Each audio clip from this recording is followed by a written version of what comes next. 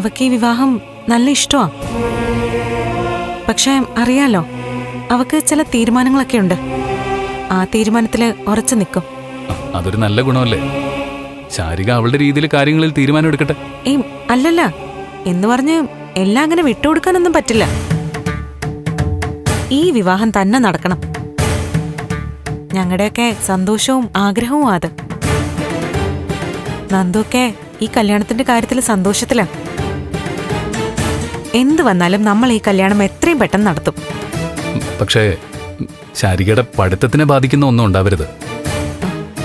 ഷാരി നല്ല തിരിച്ചറിവുള്ള കുട്ടിയാ. ഇപ്പൊ എന്തോ ചില തോന്നലുകൾ വെച്ച് ഓരോന്ന് പറയുന്നതാ. പഠിത്തവും വീട്ടുകാര്യങ്ങളും കൂട്ടിക്കൊഴിക്കാതെ കൊണ്ടുപോവാൻ അവക്കറിയാം. ആ ശരി, എല്ലാം സന്തോഷമായിട്ട് അവസാനിക്കട്ടെ. എന്തായാലും ശാരികയുടെ മേലെ ആവശ്യമില്ലാത്ത പ്രഷറൊന്നും കൊടുക്കണ്ട. അതൊക്കെ എനിക്ക് വിട്ടു തന്നേക്ക് മുരളിയേട്ടാ. ഈ കല്യാണം അവക്ക് എന്തുമാത്രം യോജിച്ചതാണെന്ന് നമുക്കല്ലേ അറിയൂ. നമ്മുടെ രണ്ട് വീട്ടുകാരും ഒറ്റ വീട്ടുകാരാവുന്ന മംഗളകർമ്മല്ലേ. ഇത് നമ്മളെ സന്തോഷത്തോടെ നടത്തും. ഓക്കെ ദേവിക, അപ്പൊ നാളെ എപ്പോഴാണെന്ന് വെച്ചാൽ വിളിച്ചാൽ മതി. ആ ശരി. ആ